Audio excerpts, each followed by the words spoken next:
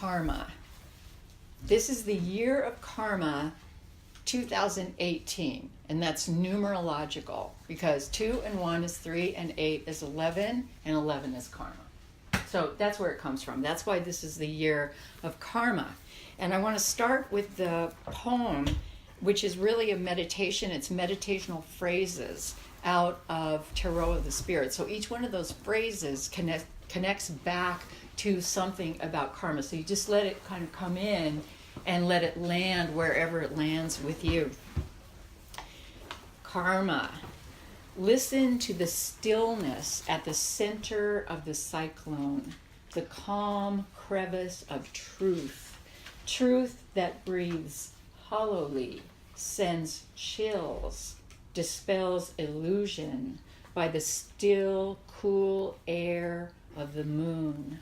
Truth at the breathy core, whirling, twirling the dance of karma, swirling off excess costume like tattered fringe lace on the dancer's dress, casting off the excess bit by bit until remains a breathless core which lives and learns and breathes and grows from one life to the next without expectation. Youth, parent, aged, and feeling all at once, every page of life form glimpsed at one reading in one place at one time, diameter forever, circling, expanding, contracting, all the infinite spinning faces of self, tapering down to that featureless space of naked truth. Not just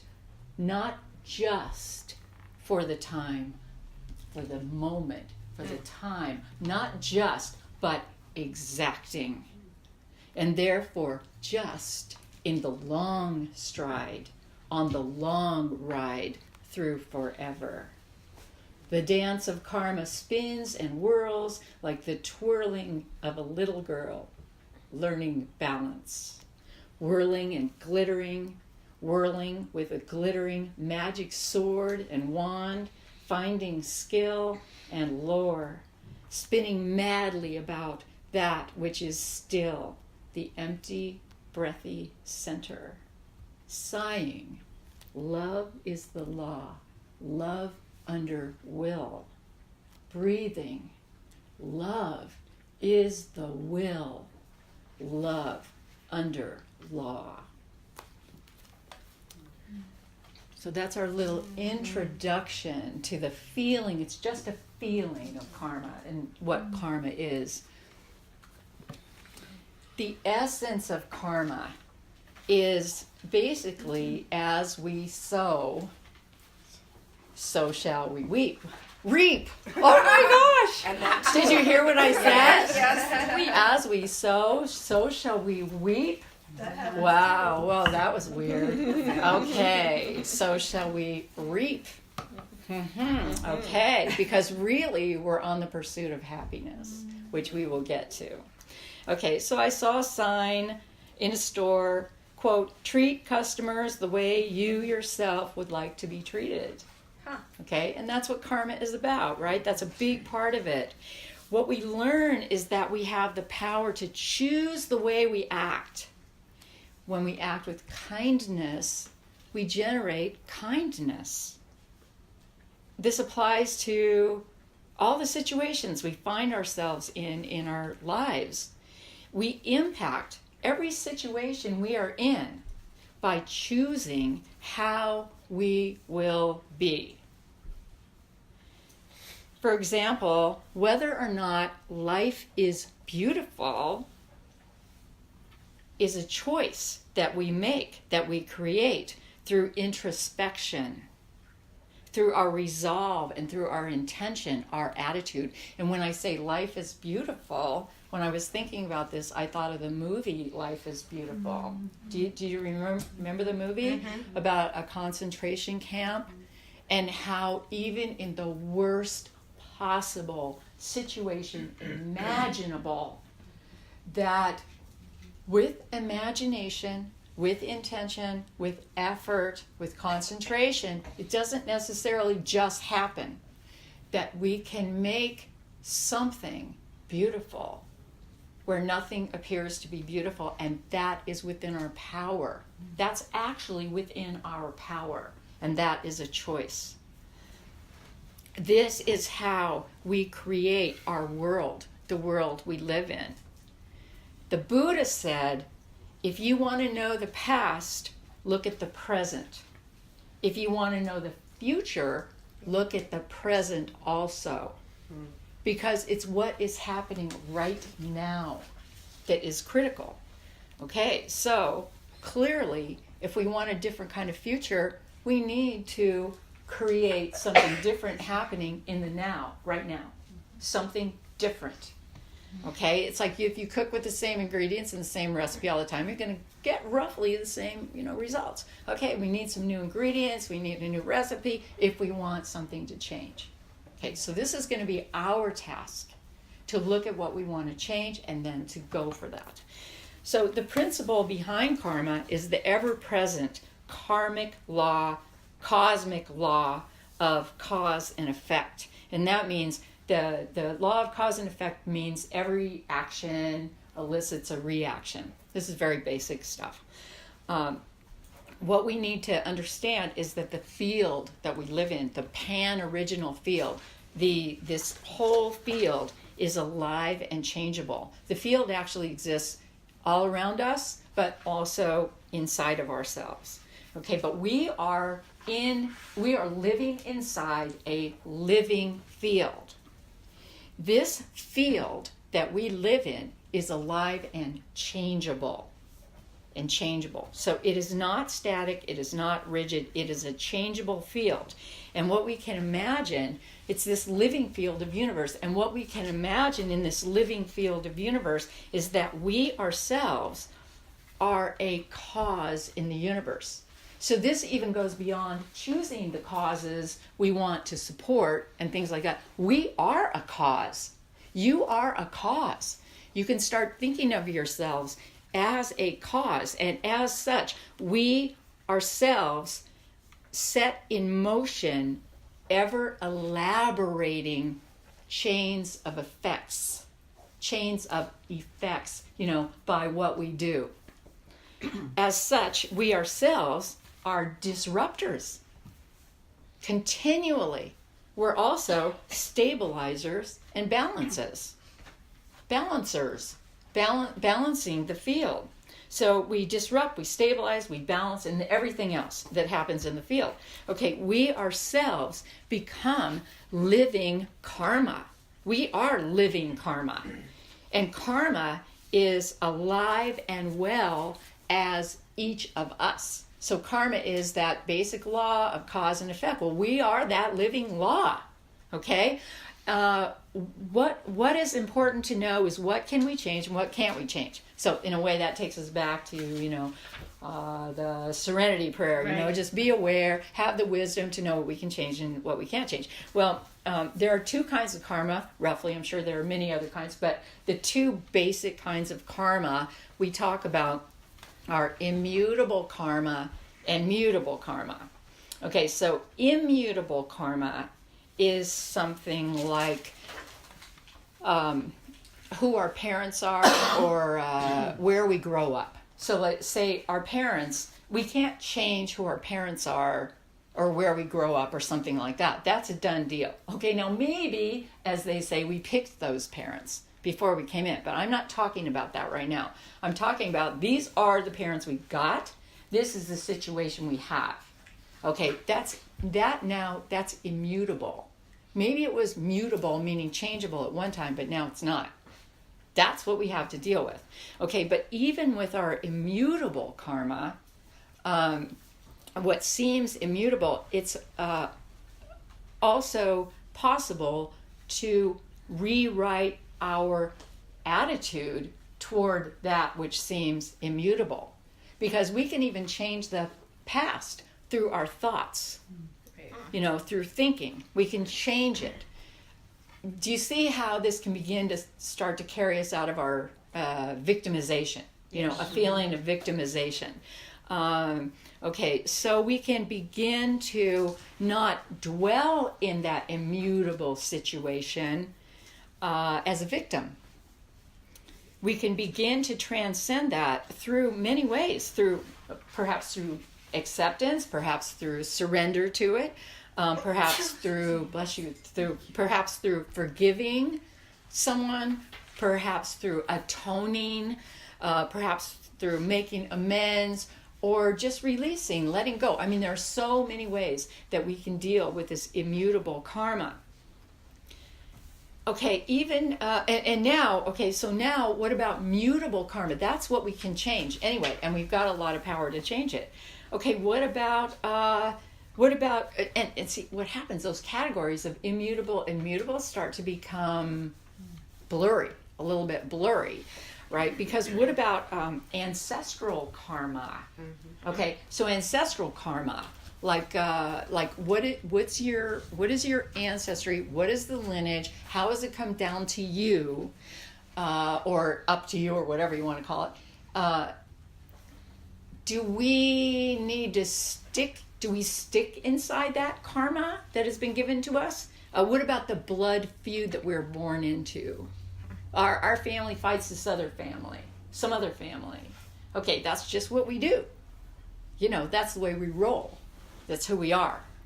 Because one of the things that we like is we like our identity. And that gives us an identity. Okay, but we're going to talk about, some other level of that. Okay, what about if there's this thing of past lives? And I did something to somebody else in a past life. What are we going to do about that? Can we atone for that? Can we amend that? If that is the case, I don't know. It's good if we're thinking, positive thoughts, I think I'll fix this now, like you were talking about. Let's fix this now, but and let's make it work, from here on out. But that means overcoming a lot, and sometimes it means like overcoming our own. The three fires of the world, they say, are anger, greed, and recklessness. But I just had a thought of anger where you feel like you can't get out of a box, like a karmic box. Like my ex-husband's wife told him that I murdered him in a past life.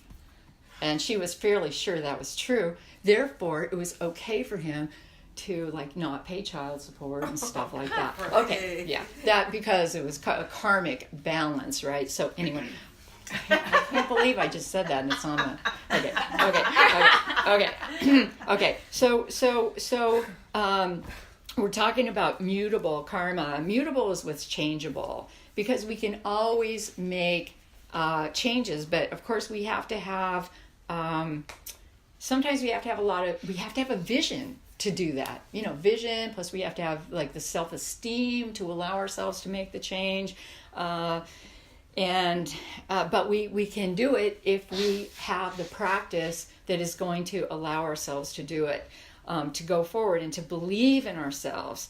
So you think of for example, what about the conflict of relationships? Speaking of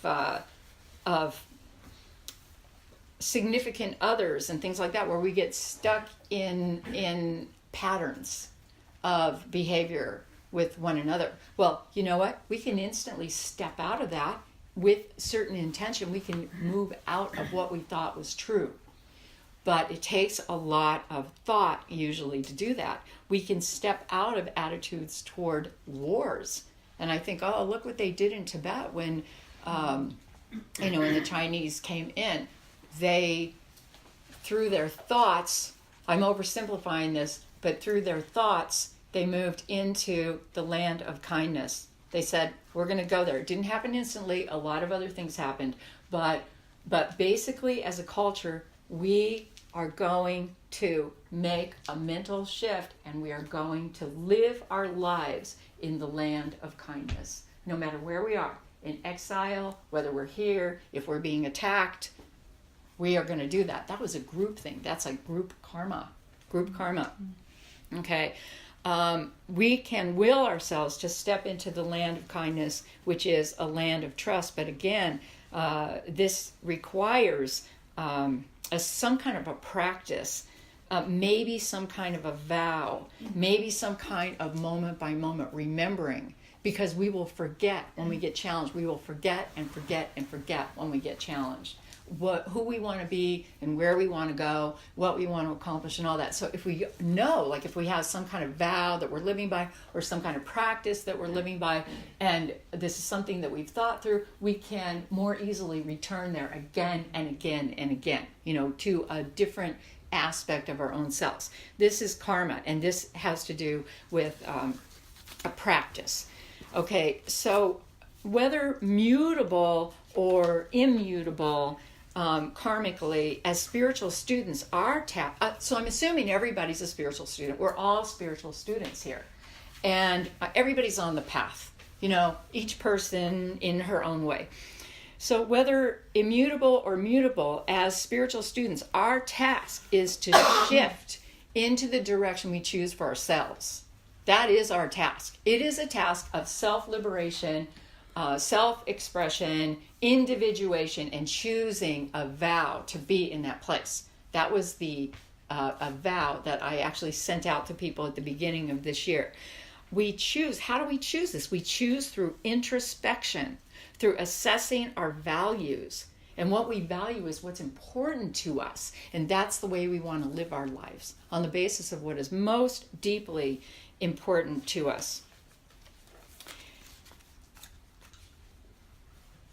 One of the ways we change our karma is by relinquishing our position. This is key. Okay, so I'm a mediator, right? I'm a professional mediator. I've done a lot of mediation, court-ordered mediation. And the key is when people come in, because mediation is not, mediation may be court-ordered, but the results of mediation are not court-ordered. What that means is, the results of the mediation have to be, it's an agreement that people come up with, but it's the spirit of the agreement that people live by, the spirit of it, because you're not going to go back to court if you violate that. But it's to prevent you from going back to court by living up to the spirit of what it is you both want to accomplish. And you're trying to create here in mediation, everybody's trying to create a win-win situation.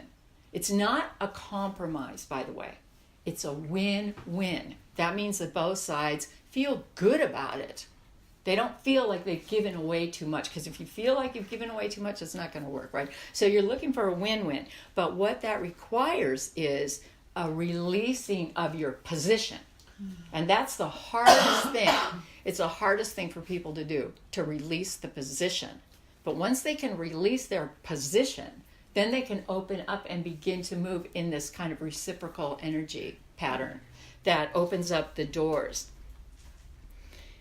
Are we going to be able to get over conflict? My answer as a mediator and love and peace, and all that, I say probably not. As long as you have two people in a relationship, you've got conflict. If you have two neighbors, you've got conflict. You have two neighboring countries, maybe, you've got conflict. Okay, so it's not that we're not going to have conflict, but what is important is how we treat and transform conflict. That's where the karma can shift. How do we work with it? How do we work ourselves into a place of conflict transformation? So that's what we want. Okay, now, how about talking stick karma? I started to think about all the different kinds of karma there are, and I came up with this one called talking stick karma. Okay, so I wanted to tell you the story of talking stick karma. So I worked for, I put on these youth summits in the school district for 13 years for the middle school and high school, and I did all these things called speak outs, like where the kids could come and talk about the really important things that are happening with them. And they would be like things like gangs, drugs, alcohol, all kinds of, whatever's going on, relationships, whatever's happening in their lives. And at these youth summits, what we did is we divided into, we'd have about 200 people, kids, because they had to apply. And I got all the therapists in town to come, and they helped me. And we had we divided the kids into small topic groups. They could select the topic. Like, so if they wanted to talk about alcohol, they'd be in the alcohol group, and they'd have a facilitator who would be, let's say, a therapist or somebody who's trained, right, to facilitate. So early on, my dear beloved friend William made me 25 talking sticks, because we'd have about 25 groups. He made 25 sticks. And these sticks, so now we're going all the way back to the 90s, is when I was doing a lot of this stuff. So these sticks are made out of willow, but this kind of willow this is a particular kind of willow, and it's called mule fat. So I'm holding up this stick, I'm showing you the stick. So this is mule fat. Okay, so mule fat is the kind of willow that you rub together with another piece of willow like this, and it makes fire. Oh. So I call these talking sticks fire sticks, So now we're wielding fire, we are wielding fire. And so if the kids came in and I'm just going to take one group. They're in the alcohol group and they're talking about alcohol. But because they chose the group by topic and not by what group their friends are going to begin with, the groups broke up the cliques. Because because cliques are a really big problem, and that's one of the ways that we get stuck in a mind frame. Right. Okay, and then we kind of tend to go with the cliques in our lives. Okay, so what happens is, with the talking stick, each person gets the opportunity to speak, because we're going to pass the stick. Whereas normally, starting all the way back in kindergarten or first grade, first of all, only a few people speak. And the kids sort of learn early on who's going to get to speak and who doesn't get to speak. And the kids who don't get to speak stop speaking. Mm-hmm. Also, there are some cultural aspects to who gets to speak and who doesn't get to speak. Okay, so I want to talk about the Latina girls for a minute. Because our community's like, say it's like 40% Latino here, and and you can all imagine that the white boys are doing most of the talking, right? And so and the Latina girls are doing the least talking. So we start passing the stick, and at first, people wouldn't talk, they would like hold back, and they'd say, really, or be so sweet, but just very quiet, but like, no, come on, you can say something, So the first year, not much happened, except there's a lot of interest. And so some of the same kids sign up for the next year, right? So they say, this is cool, I'm going to the youth summit, so they apply and they come. By year 3, some of those people who hadn't spoken are now starting to speak. By year 5, okay, now we've got new people coming in, so we're creating culture, right? Mm-hmm. We're creating culture. Mm-hmm. So say by year 5, oh my gosh, I can't even explain this, I'm getting chills. The Latina girls, who also kind of banded together a little bit, became very, very articulate, very brilliant, very outspoken. And I can remember one of the end years, one of the final years for me, because that was 13 years I did that, probably about year 12, I was doing a speak out at the high school where I invited the girls to come and talk about certain issues.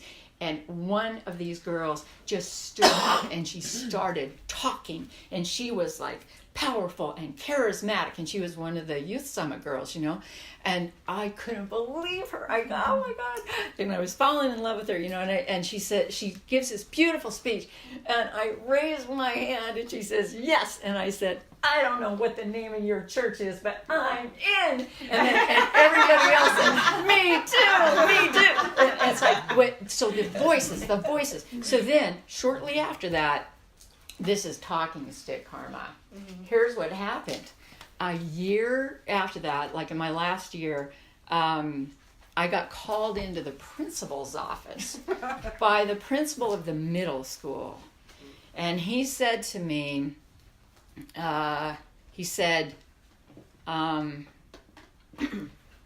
what went wrong with the youth summit this year? And I said,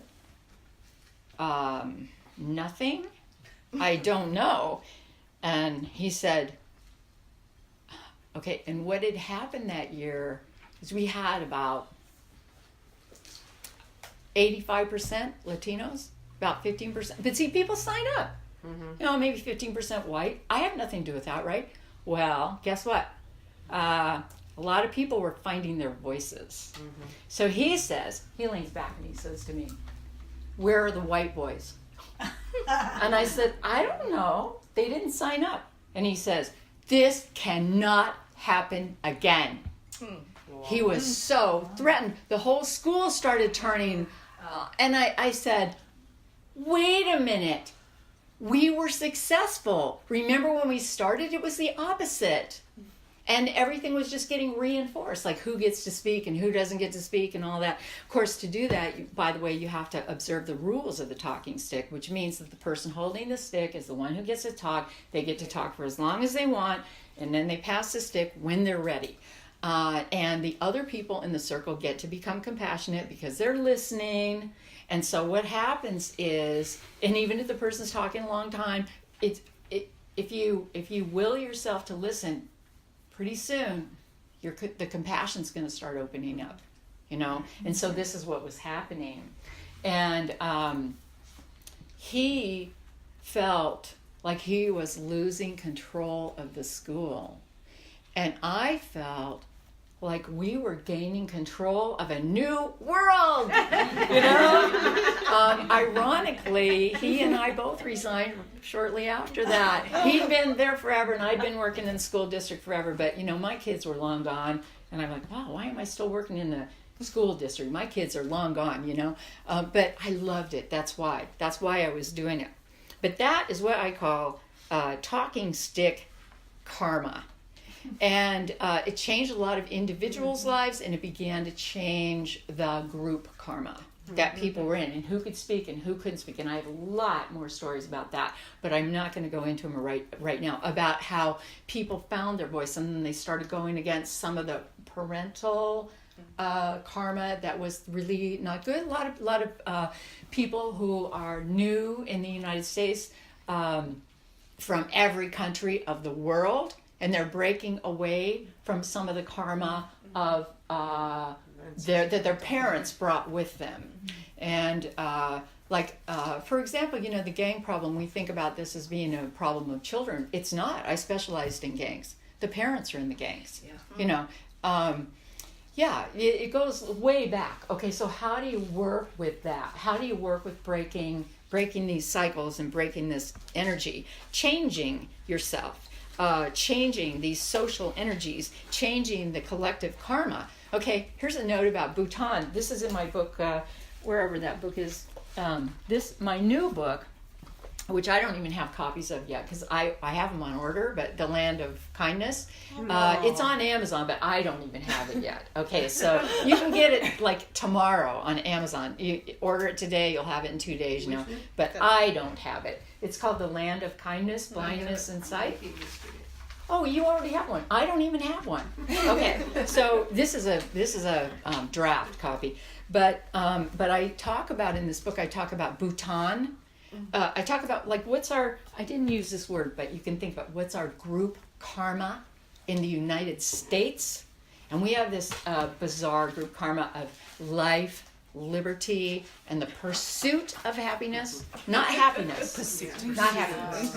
It's the pursuit of happiness. And what does that mean? And we do not operationalize that in this country. And what that means is that we might operationalize that as like get a lot of money or something like that, because we don't have that worked out about what that even means, right? Because it's very individual. That's part of our karma, is the individual karma. The individual. How is the individual going to succeed with life, liberty, and the pursuit of happiness? Life means that the meaning of life is that of that phrase, I mean life, is that you cannot be killed without a reason. That's what it means. It actually means that. You can't be killed without, there's got to be a reason.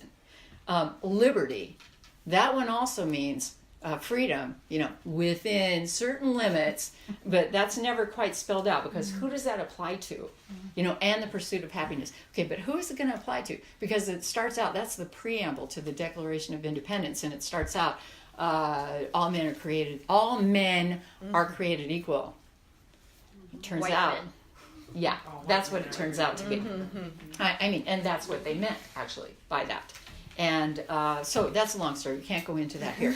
But, okay, then I'm going to cut over to Bhutan, okay? Bhutan. And they gave up the idea of measuring the GNP, gross national product, and like how much progress the country makes. We use that in terms of like how much money is in the country and all that kind of stuff. Okay, they gave that up for the concept that they call gross national happiness, the GNH. But they also, and I talk about that in the book, The Land of Kindness. Anyway, they also operationalized it. Operationalized means they figured out how to measure it, Okay, so they're measuring it through social equity programs. That's one thing, that everybody's got equal access to different things like education and whatever. And also that it wasn't just about humans, but it was also about the enveloping environment, and we're going to call it nature. So, for example, logging is an industry in Bhutan because it's a forested country, but they passed laws that 60% of the country would be covered by forest in perpetuity. That means forever. And that you can no longer log to that logging would no longer be an export. That trees would not be sent out of the country, because see, that only benefits a few and goes against what happiness is. It benefits a few people who get rich by cutting down the trees that are actually a central part of the climate. Okay, they redid, central part of keeping the climate where it's supposed to be, which is one of the major revelations that has to do with happiness. Okay, so now the school children, they've also redone the curriculum in the Bhutan schools so that the curriculum now includes major pieces on, the biggest part of the curriculum is about being green, going green, in such a way that the kids learn major recycling stuff right off the bat, but also that they learn permaculture. Like little kids, all the little kids are being taught permaculture, and they're taught to share and, how we can work this together. So they figured out how to create programs. I'm not going to call it social justice. I'm going to call it social equity. They're programs of social equity that create happiness. So that's how they measure their gross national happiness, is by what kind of programs are in place to support that. Okay, so it's a very different kind of concept. And this is all brand new. I mean, they initiated that in 2008. Well, now, the rest of the world's beginning to catch up a little bit, not the whole rest of the world. Some of the world is going to Bhutan and looking at Bhutan as a model.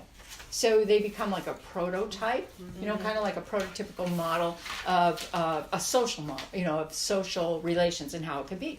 But they stepped out of one way of knowing and into another way of knowing collectively. Okay, this is a group karma. And we can ask ourselves, okay, well, what's our group karma in the United States? Liberty is really a big one for us. But we can ask ourselves, and individuality, but we can ask ourselves, okay, what do we value? What do I value? I mean, it starts with ourselves. What do I value personally? What do I want to do with and in my life?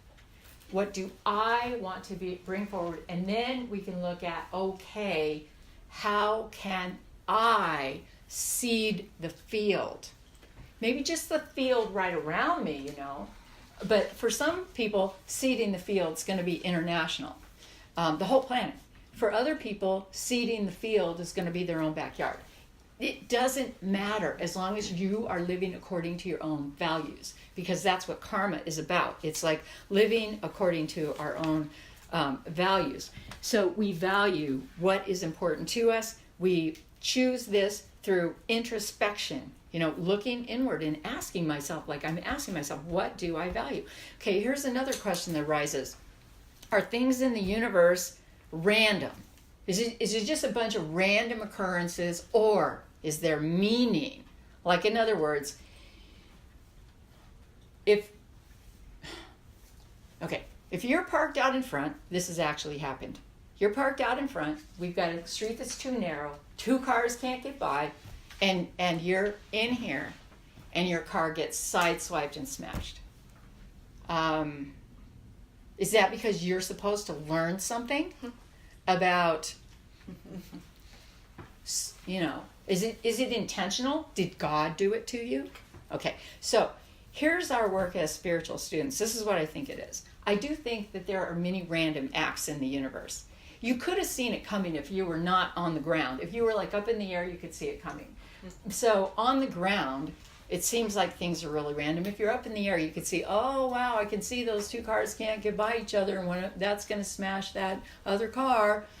So it could just be that basic. That car got smashed because it's in the wrong place at the wrong time, which happens, okay? But our task, now I'm going to back up, our task as spiritual students, even if things are randomly happening, like somebody bumps into our car, or we bump into somebody else's car, our task is when we are beset with some condition, and it could be anything, is that our karma, our destiny, and our fate, or whatever, is to try to find some sense and meaning in it so that we can work with it and so that we can find a way to get through it in the most meaningful way possible.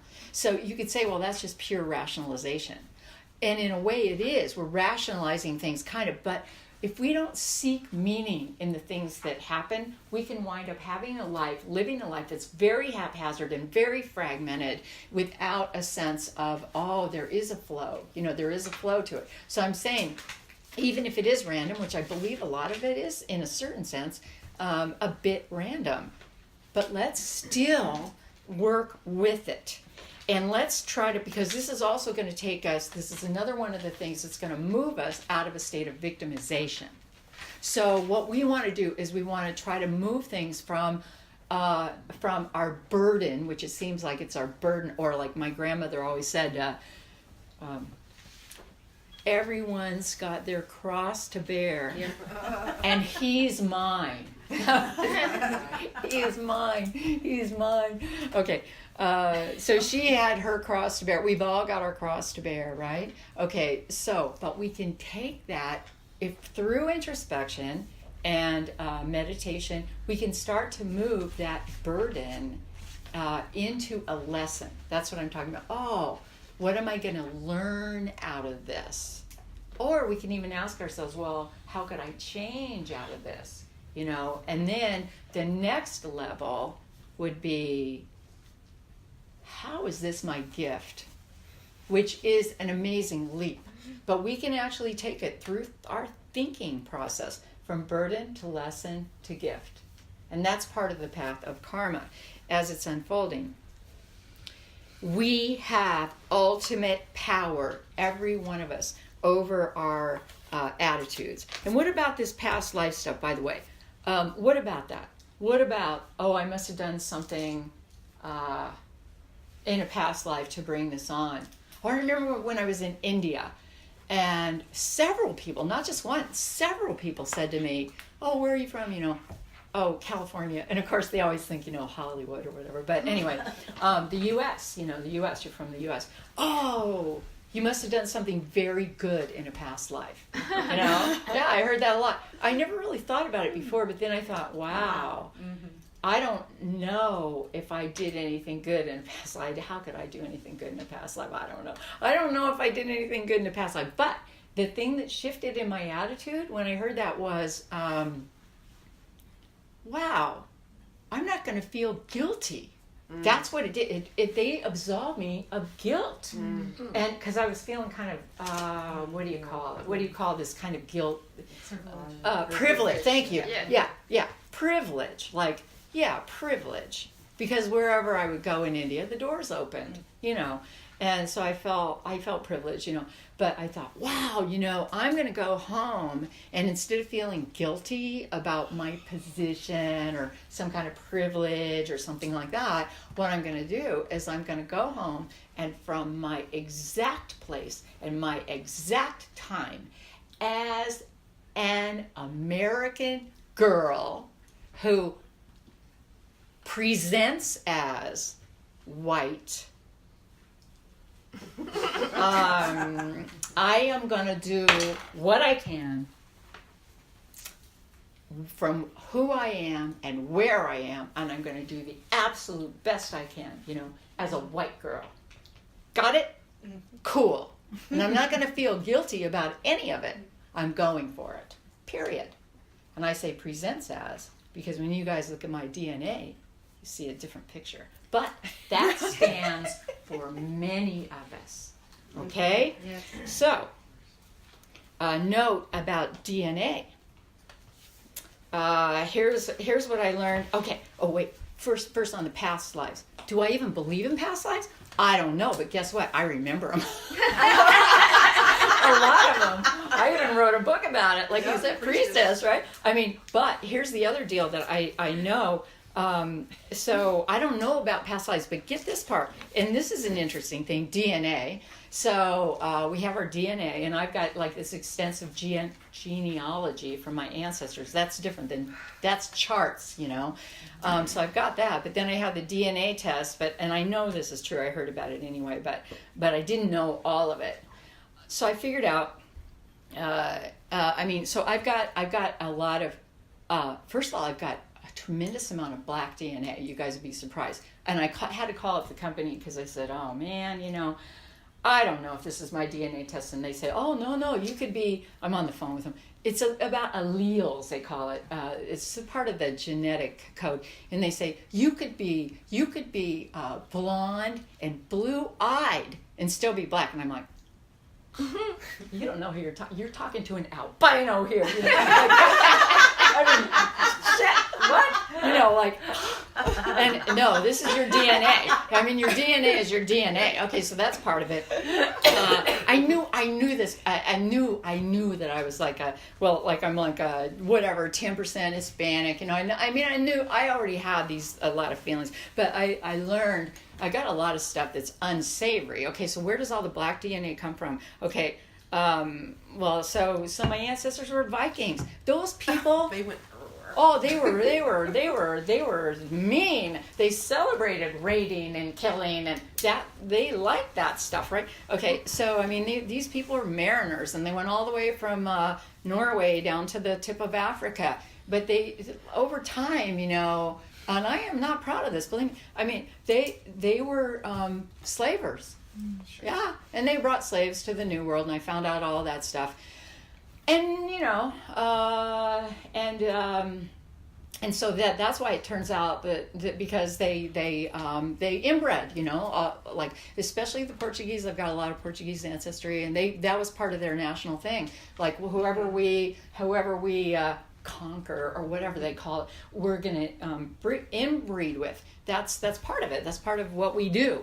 Whereas the Brits, which I also have a lot of British DNA, they didn't do that. They had a different philosophy, and so you can start seeing the philosophies come down through the DNA. Okay, so I'm working on karma, right? So here we are, karma, the year of karma. So what about this idea? Since I do know I have all that Viking stuff, and I know how much I disagree with a lot of things that they did, instead of saying, oh, well, that's just who I am, So I say, no, I break the chain right here and now, no. So I learn about all this stuff, and in learning about it, that's a snap of the finger. I can transcend it through thought. But first I have to think, okay, so now what do I want? I know that I have all this DNA in my cells, and a lot of you do too, and we can talk about that more later. You have this really mixed DNA more than you think, right? And so we're not a map of the whole world, but we're a map of a much larger part of the world than we thought. So we contain that inside of ourselves, and we can actually work with that to our advantage, because one of the things that I definitely want to, I contain inside myself, and this may be true for some of you as well, I contain numerous wars. I've got the DNA from both sides of many, many wars going way, way back. Well, here I am, the mediator. Awesome. And here I stand, and that's where I'm going to stand from now until the end of this incarnation. Some things are very clear to me, that I stand as a mediator. We are going to work this through. We are going to work toward peace. So like the Land of Kindness, Blindness, and Sight book that I just did, that's part 1. That is about literal eyesight and also insight and vision. And part 2 is about welcoming the stranger, opening the doors, and what is the meaning of that. And part 3 is about how to end the war. Am I ambitious? Okay, so again, you say, oh, I can't do anything about it. Oh, that's so naive, that's so silly, that's so dumb. Okay, here's how we change karma. Guess what? I'm going to weigh in. I am weighing in on this. Nothing may come of it, but I'm going to weigh in. Okay, so that's what we do. We start working with it. We say, I have a right to weigh in because I feel it in my body. So I'm going to weigh in. I will weigh in. And I'm going to make that karma happen. I am creating the karma, because everything we do travels out and impacts, people. Not everybody might like what we want to do or we're going to do, and that's part of what keeps us from doing it, because we don't want to hurt somebody's feelings, or we don't want to go against our parents, Okay, whatever, all those things. Okay, the Hebrew letter associated with karma is called Lamed, Lamed. And Lamed it means literally ox goad. Okay, ox goad. This, I'm going to make the talking stick an ox goad, right? Because an ox goad is the thing that goes in your ribs like this. Like this pokes you in the ribs, and moves you from one side to another, or pokes you in the butt, and then you go like this, or your head, and you kind of move this way, or you move this way, or you move this way. So what karma does, what the ox goad does, is it keeps us on our path. We move a little bit too much this way, and then we can kind of feel the energy over there, and then it moves us back. Okay, so these things that happen are always moving us. And now I want to talk about, where are we moving in karma? So here I'm going to pull out this chart. Okay, and this is the chart of the Tree of Life. And this is going to mean more to some people who have done more studying, but it's going to be really interesting to those of you who are just newly at this. Okay, so the path of karma on the Tree of Life goes between number 5 and number 6. So it fits right here, path of karma. Okay, now, knowing that karma connects the 5 and the 6 on the Tree of Life, Gevurah and Tiferet, okay, what is the 5 and what is the 6? And I will say this corresponds to the 5s in the tarot cards and the 6s in the tarot cards, because the 5s in the tarot cards live here and the 6s live here. Okay? Okay. Okay. Now, I'm going to explain a little about what the 5s and 6s are.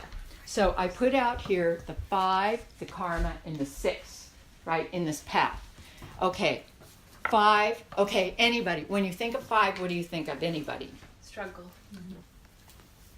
Breakdown. Struggle, breakdown. Center? Too much. The center? Like, I'm thinking 5 in the middle. I don't know. Ultimately, that's a good thought, okay? But 5s generally Destroy. represent, what was that? Destroy. destroy. Okay, 5s represent taking something apart, losing something, getting broken, the struggle, the broken heart, betrayal, fear, illness, poverty, destruction. 5 tears down, takes away, pushes us, pressures us, destroys us. It's a destructive energy. But interesting you said center, because if we could get in the center, if you think of a 5-pointed star with all this stuff happening, and a 5-pointed star could stand for, in one of the definitions, it stands for spirit, heart, mind, and body on the points, and then a big spirit overarching.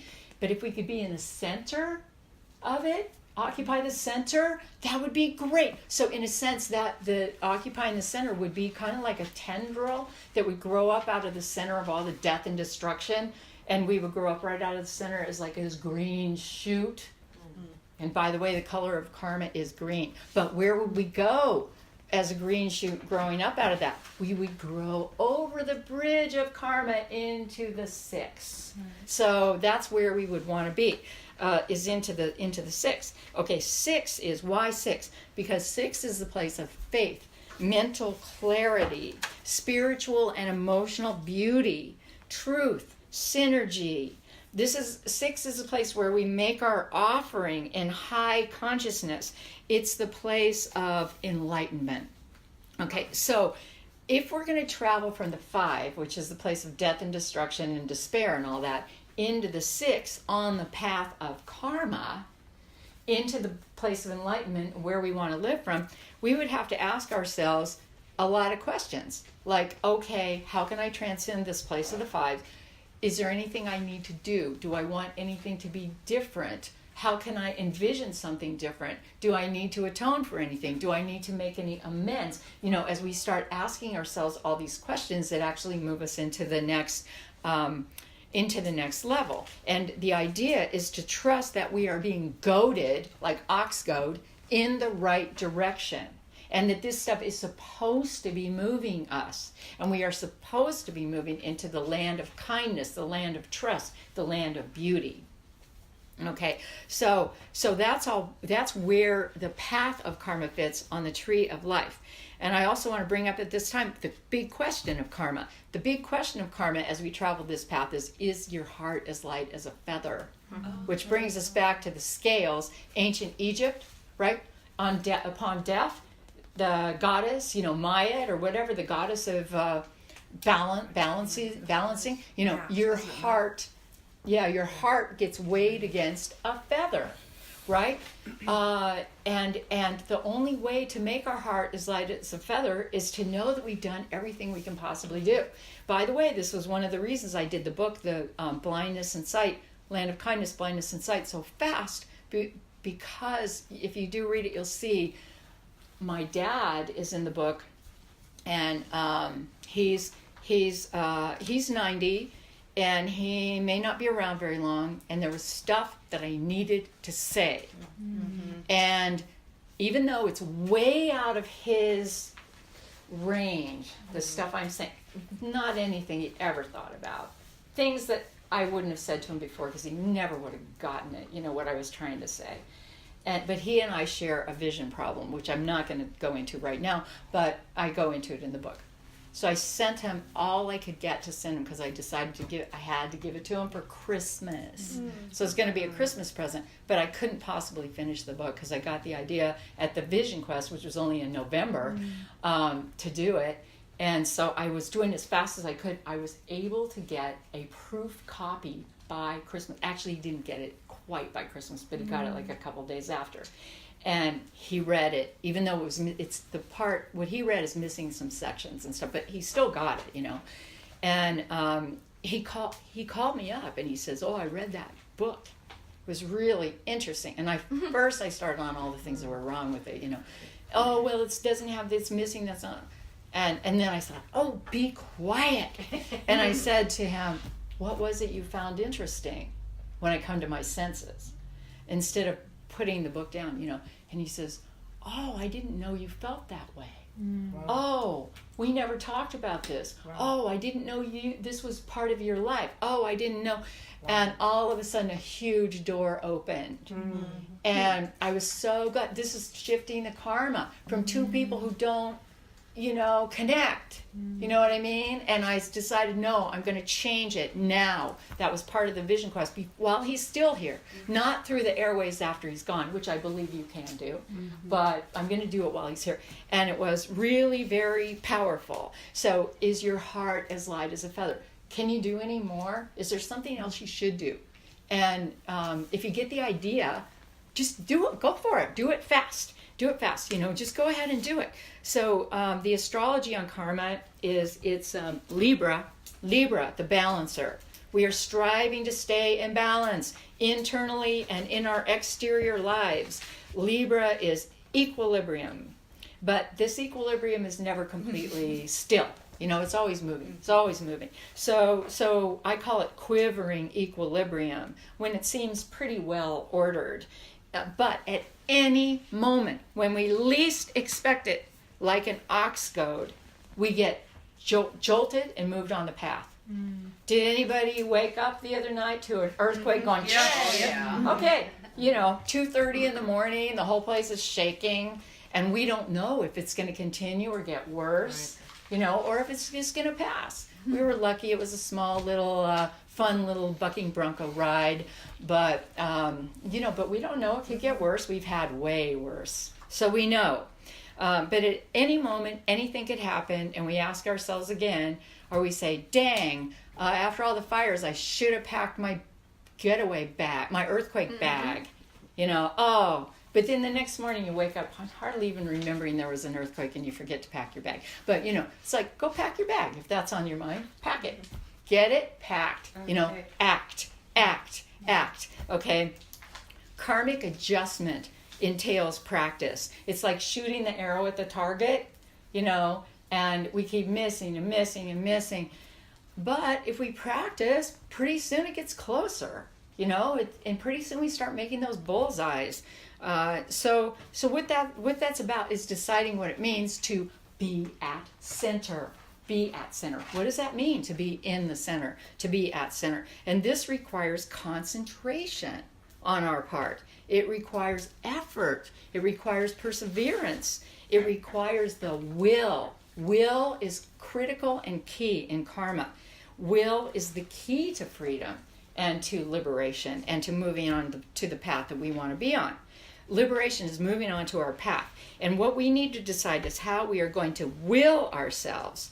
And this is about working out our own karma, how we're going to work it, and how our destiny is going to be, and we're going to create it. So, I have a pillow that's written on the pillow. It says, the best way to predict the future is by creating it. Yeah. Karma is called the faithful intelligence. Each one of these has an intelligence associated with it. Karma is the faithful intelligence. It's also the number 11, which 11 is two pillars. And those two pillars create a doorway. Karma is a mystical doorway through which we can walk to another level. Okay, so just a few notes about the card and some of the imagery on the card. It's green. Green is the color. There's a kind of a head on this card. If you look at this and imagine it's kind of like a body, it looks like an insect, but there's like a head up here, and the head is an egg. Okay, that egg is what is said to, quote, hold the bird of regeneration. It's like a karmic egg. And this is part of an alchemical process into a higher synthesis or initiation. So this is the card of a higher synthesis initiation where we're going to get reborn. We're going to be reborn into the regenerated bird of ourselves. That's a karmic breakthrough. And it's also like it's spinning. It's like this spinning dancer casting off excess. And then there are pencils on the side. They're colored pencils meeting in the middle with very sharp points. Those are both ox goads to move us on the path, and also that's our creative process. Like, we will write it down and we will color it in. I am going to do this thing. So, you see there's effort required, on our part. The diamond floor, that's the floor of the temple. And when it turns into diamonds, some of them are checkerboards and some of them are diamonds. And the diamond means, it signifies it's moving. Like if it's checkered, it may be not moving. It may have all the black and white intertwined, but it's not really moving. And when it turns into diamonds, everything moves. So the karma's moving, and underneath the diamond floor it's a river. And when you look at it, it's the stream of consciousness that is flowing beneath the floor here. There's a huge, gigantic glyph of Venus in the background. And Venus rules, it's a big glyph here, and Venus rules karma. Venus says, love is the law, love under will, when it comes to karma. Okay, I came up with a few karmic tips I want to give you. They're bringing this to an end. Here's some tips on karma. Okay, first of all, society is an organism. It is not a structure that is unchangeable. It's organic. Our whole society, our whole collective world is completely organic. We change our whole social structure, not our whole social structure, but we change aspects of the social structure when we change our roles, our rules that we live by, and our routines. That's all we have to do. We have power. Just think about the power you have over your own routines, your daily routines, your habits. As soon as you start changing that, everything changes. We can live according to a higher law. That's a law with a capital L instead of human laws, which are imposed for various reasons. We don't necessarily have to uphold human law. We need to live by what is, as spiritual students, by what is really deep and what is really important to us. So I'm going to give you a real quick example. Rosa Parks, my favorite example. Mm-hmm. You know, so she's sitting on the bus. She doesn't want to get up. She's tired. And by law, that means law with a small l, human law. She's supposed to relinquish her seat to a white man who comes down, you know, to that part of the bus. The bus is full, right? And she says, no. And then he says yes, and she says no, and the bus driver says yes, and she says no. She never got out of her chair. So she got arrested, you know. Okay. Can anybody take a guess about what was missing in that situation, by the way? Something big was missing. Nobody's going to get this. I'll tell you. Okay. But first, let's back up to Rosa Parks.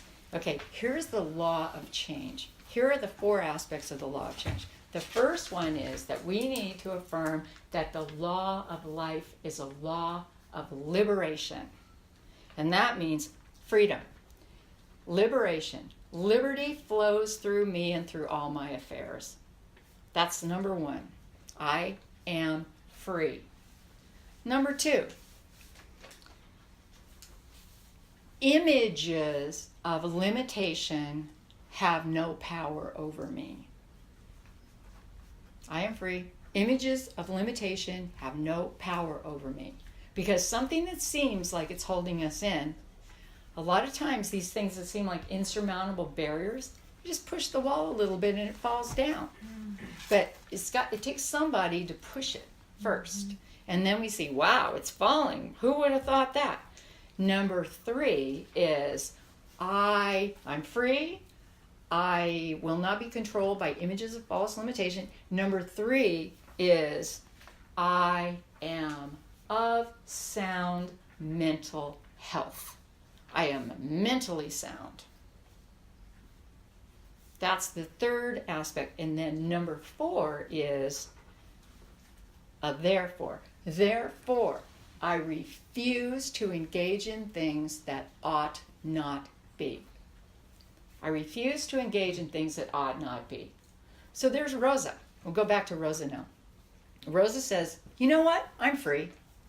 Number 2, you're telling me to sit on the bus is a false image. It's an image of a limitation that has no basis in the greater reality that I live by, or as of this moment on, because I just happen to be tired, you know, I'm not living by that anymore. You guys can do whatever you want, but I'm sitting here, okay? And then she says, you know what? And I'm not crazy. And I'm not stupid either. Let the chips fall where they may. Therefore, I'm not getting up. Okay? I'm not going to participate in that anymore. They arrest her. Okay? Now I'm going to tell you what was missing in that situation. The news got out sideways a little bit. Like, she told some people and whatever. So the news got out sideways. But what was missing was the media. Mm-hmm. There was no media.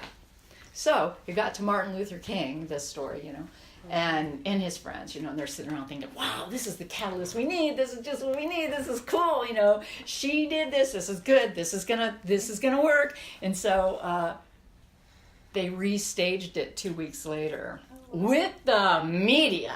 And you know, and it started what they called the stride toward freedom. That was the moment.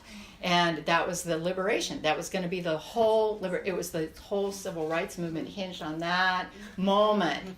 But they couldn't do it till they had the media. Right. So they got the media at the bus. They knew she would get arrested and all that, you know. She did it again, you know. But this time, you know, okay, Gandhi knew that. A lot of people have known that, you know.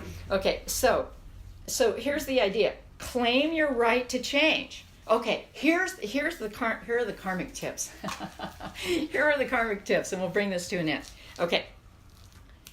Claim your right to change. Number 2, work with what you've got. Don't be thinking, oh, I don't have enough. Or, you know, like, I'm too tall, or I'm too short. This is one of my things, you know, the Kabbalah, I'm too tall, you know. I can't be a rock cat, because they're all, you know, everybody's like 5'7", and that's what I want to be, and I'm not, and all I want to do in my entire life is be a rock cat. You know, they're dancers, in case anyone doesn't know. All I want to do is be a rock cat, and I can't be a rock cat because I'm too tall. Wah. Okay, no. Okay. Work with what you got. So if you're tall, show up. Oh man, I was trying to hide my whole life, let me tell you. But you know, work with what you've got. Just with what you've got, because what you've got is perfect. It's perfect. You know, you don't have to have a computer, you know, or something to, you know, quote, like write a book or something. All you need is an old paper bag and a pen. You know, and you just start writing on. Work with what you've got. Okay, and number 3, and this I keep learning I'm learning these over and over and over. That's why I'm sharing them with you. You don't need anything other than what you've got right now and who you are and the place you're in and the time you're in. It's all you need. You don't need anything else. It's not going to be 10 years down the road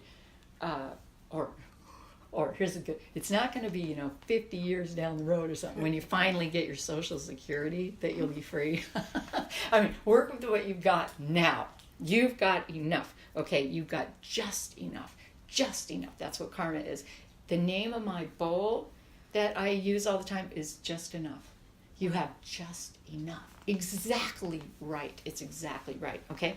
Number 3, and this one I have to learn over and over and over. Better done than perfect. Right. Okay?